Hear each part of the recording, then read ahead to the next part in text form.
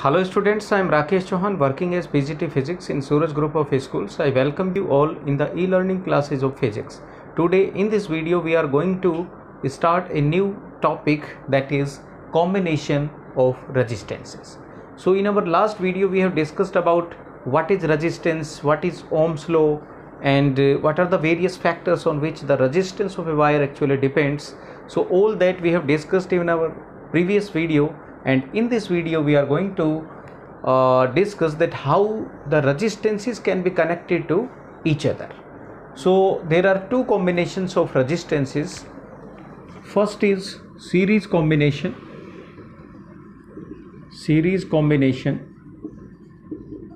and other one is parallel combination.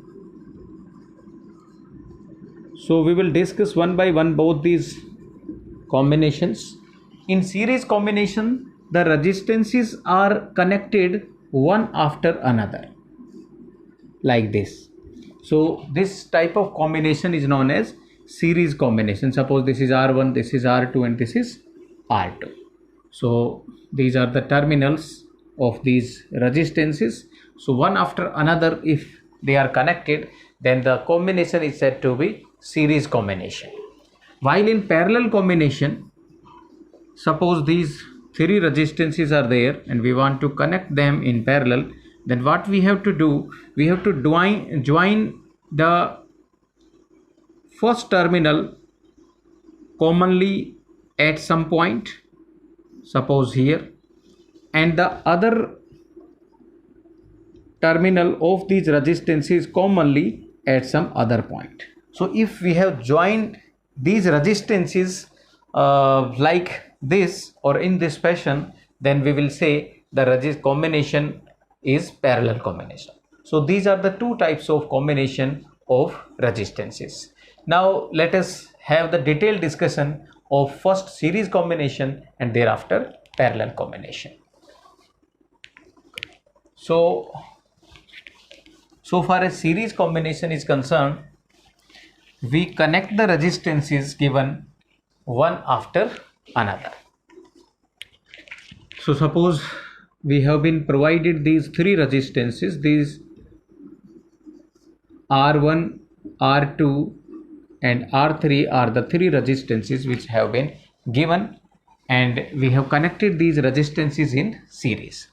And suppose this whole combination is connected to a battery of V potential difference V. So definitely some current will start flowing, and the value of current will be, suppose, I. So this current will be flowing through R1 resistance as well as R2 resistance as well as R3 resistance. So you must keep in your mind that in series combination, current flows through all resistances is same. This is the very important concept, and it will help you in solving out the numerical problems of such circuits. Therefore you must keep in mind that in series, current through all resistances will remain same, although the voltage may differ because the resistance is different. So suppose at resistance R1 the voltage is V1, at resistance R2 the voltage drop is V2, and at resistance R3 the voltage drop is V3, suppose. So now we want to derive the formula of equivalent resistance of this combination. So what is equivalent resistance first? Equivalent resistance in series combination. So equivalent means we want to replace all these three resistances by a single resistance. So how much resistance I should use here so that the current won't change, or the value of current will remain unaltered. So for this, what I'm going to do, I will have the expression for V1, V2 and V3 using Ohm's law, and thereafter the total voltage will be definitely the sum of V1, V2, V3, which will be equal to V, because the total energy source is this battery. So this voltage may never become more than this voltage V. Therefore V1 plus V2 plus V3 will be equal to V. So this concept we are going to use in deriving the formula of equivalent resistance. So using Ohm's law, what can be written? V1 is equals to I into R1, because I is the current flowing through resistance R1 and R1 is the resistance. So according to Ohm's law, V is equal to IR. This is suppose equation first. Similarly, V2 can be written as IR2 and V3 can be written as IR3. So now net voltage or total voltage or potential difference, we can say V is equals to V1 plus V2 plus V3. And now in this equation, suppose this is equation 4, this would be equation 3rd. So putting the value of V1, V2, V3 into equation 4 from equation 1st, 2nd, 3rd, we can have IR1 plus IR2 plus IR3. And we can take I as common from here, so it will remain as R1 plus R2 plus R3. And if I write this I beneath this V, then it would become V upon I is equals to R1 plus R2 plus R3. And V upon I, this is nothing but a resistance, a kind of resistance, because V is equal to IR, we know. So V upon I means resistance, and in place of this resistance, this is equal to the sum of these three resistances. Therefore I am putting here as equivalent resistance. So R equivalent is equals to R1 plus R2 plus R3. So this is the resistance, or this is the formula we want to derive of this equivalent resistance, R equivalent in series combination. So you can have a look on this formula, that equivalent resistance is basically the sum of individual resistances. So if you have connected n resistances in series, so this formula would have become R equivalent is equal to R1 plus R2 plus R3 and so on up to Rn. So this will be the extended form of this formula if the resistances are n resistances. So in series combination, or we prefer the series combination whenever we want to increase the value of effective resistance or decrease the value of current.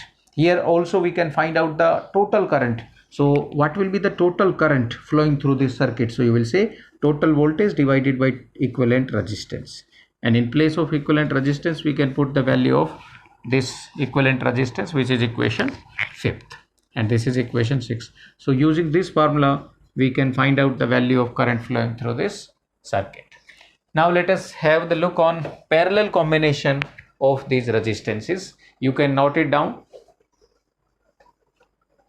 So what was parallel combination?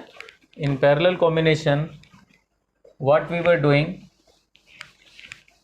we were connected the resistances such that the one end of all the resistance is connected at one end and the other end is joined commonly at some other end. So now we are going to discuss about parallel combination.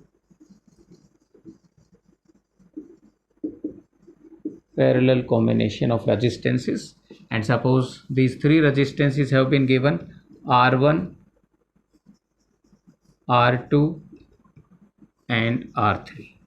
So these three resistances are commonly connected at this point and similarly commonly connected at the other point. So such type of combination is said to be parallel combination, as we have discussed. And this combination or this whole arrangement is actually connected with the battery, that is V volt battery. And suppose I is the total current supplied by this battery in this combination. So this current will be divided in different branches. So suppose I1 current is flowing through this branch, I2 current is flowing through this branch, and I3 current is flowing through this branch. Because in parallel combination, the voltage remain same. So this is also a very important point to be remembered, that in parallel combination,